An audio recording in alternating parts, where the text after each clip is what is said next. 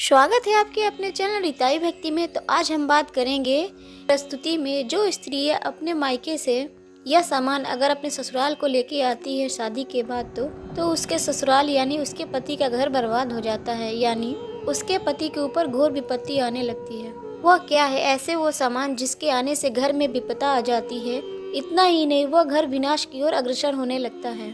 आइए जानते हैं इस प्रस्तुति के माध्यम से वो कौन कौन सी चीजें हैं। तो महिला मायके से ससुराल जाए तो भूल कर भी ये 3 चीजें कभी भी नहीं लानी चाहिए, साथ पति भी बर्बाद हो जाएगा। ये 3 चीजें आप लाकर कोई भी महिला अपना घर ना बर्बाद करे। तो ये बात हम साफ साफ आपको आज बताने जा रहे हैं। अगर कोई व्यक्ति हमारी बातों को हल्के में ले रहा है तो समझ लेना वो व्यक्ति वास्तुशास्त्र से खिलवाड़ कर रहा है। भी आपको हम जानकारी बता रहे हैं, ये वास्तुशास्त्र से जुड़े हुए हैं। दोस्तों, हम आपको आज बताएंगे कुछ ऐसी चीजों के बारे में जो अगर अपने ससुराल से मायके लाती है तो वो घर बर्बाद हो जाता है। इससे पहले आइए जानते हैं कुछ ऐसी गलतियों के बारे में जो आपके घर में भी मौजूद है। उन्हें आप तुरंत सुधार ले, वरना ये आपको कंगाल बना सकती है। आपने तो वास्तु के बारे में सुना होगा, ऐसा कहा जाता है अगर आपका वास्तु खराब है तो कोई भी काम नहीं हो सकता। दोस्तों, ईश्वर कहते हैं जो भी व्यक्ति अच्छी तरह से पूजा पाठ करता है उसे मैं स्वीकार करता हूँ, उसकी मैं हर मनोकामना को पूरा करता हूँ। वीडियो में आगे बढ़ने से पहले अगर मेरे चैनल पे आप नए हैं तो चैनल को सब्सक्राइब जरूर करें।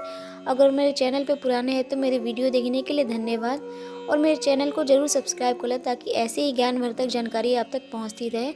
और कमेंट्स बॉक्स में जरूर लिखें जय श्री कृष्णा। से हम ये विनती करते हैं, ये आज 3 चीजें जानकर ही जाना है। दोस्तों, धार्मिक शास्त्र में महिलाओं के लिए बहुत सारे रीति रिवाज बताए गए हैं। इसमें से ससुराल से मायके और मायके से ससुराल जाने का सही समय भी उल्लेख है, और साथ ही ये भी बताया गया है कि मायके में कब जाना शुभ होता है और कब जाने से हानि होती है। महिलाओं का संबंध शुभ ग्रह से होता है, इसलिए महिलाओं के लिए में शुभ ग्रह का मजबूत होना अत्यंत आवश्यक होता है। मायके से ससुराल या ससुराल से मायके आ रही हैं, आपको यह विशेष ध्यान रखना चाहिए कि आप किस दिन यात्रा कर रही हैं। तो बुध और शनि शुक्र का मित्र ग्रह माना गया है।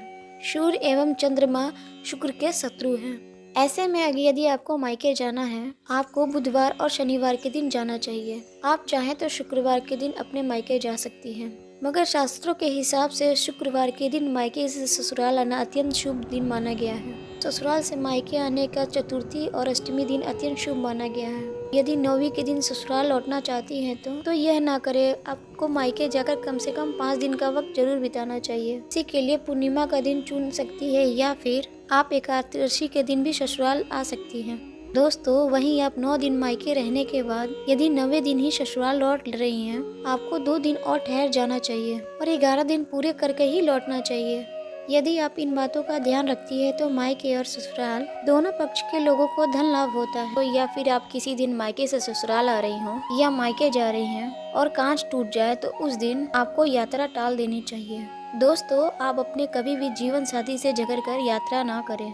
ऐसा करने से आपको ससुराल और मायके दोनों ओर से धन हानि होती है। बेटियां बड़े ही नाजों से अपने माता पिता के घर में बड़ी होती हैं और उसी घर से विदा होकर शादी के बाद अपने ससुराल जाती हैं। जब बेटियां मायके से ससुराल जाती हैं तो हमारे भारतीय परंपरा में माता पिता अपनी बेटी की खुशी उसे हर वो चीज देते हैं जिन चीजों की रोजमर्रा के जीवन में उनकी बेटी को जरूरत पड़ेगी। लेकिन क्या आप जानते हैं बेटियों को शादी के बाद ऐसी कौन सी चीजें हैं जो अपने मायके से ससुराल कभी भी लेकर नहीं जानी चाहिए। दोस्तों, आपको बता दे, आपके घर में लगी हुई घड़ी का भी वास्तु से बहुत बड़ा संबंध है। आपको तकिए या सिर के पीछे नहीं सोना चाहिए, इसे नकारात्मकता फैलती है। मनुष्य का दिमाग नकारात्मक सोच रखने लगता है और आपके पास कभी लक्ष्मी भी नहीं रहती। इसी प्रकार आपका बेड भी एक वास्तु का बहुत बड़ा उदाहरण पेश करता है।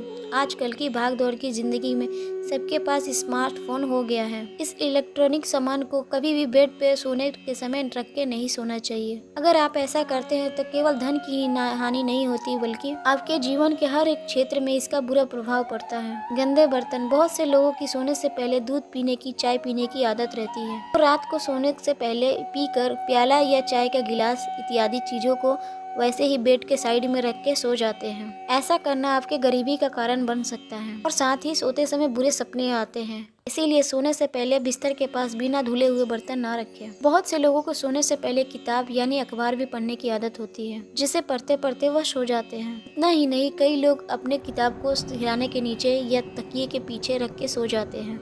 ऐसा करने से बचना चाहिए। दरअसल वास्तुशास्त्र के अनुसार सिर के नीचे किताब रखकर सोने से नकारात्मकता फैलती है में जीवन में तरक्की भी रुक सी जाती है। आभूषण, बहुत सारे लोग सोने से पहले अपने सोने चांदी के आभूषण तकिए के नीचे रख के सोते हैं। वास्तु शास्त्र के अनुसार ऐसा एकदम नहीं करना चाहिए। सोने के दौरान सिर के नीचे कुछ भी नहीं रखना चाहिए। इससे नकारात्मकता बढ़ती है और साथ ही रिश्तों में खटास बढ़ती है और साथ ही परिवार में क्लेश भी बढ़ता है। गंदे कपड़े, कभी कभी हम अपने गंदे कपड़े बिस्तर पे ही छोड़ देते हैं।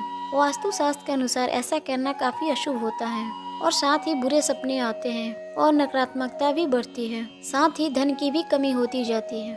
पैसा, कई लोग पैसा अपने सिर के सिरहाने रख के सोते हैं। उनका ऐसा मानना होता है कि ऐसा करने से उन्हें धन आने में बढ़ोतरी होगी, मगर ऐसा नहीं है। वास्तु शास्त्र के अनुसार अगर आप ऐसा करते हैं तो ऐसा करना छोड़ दें।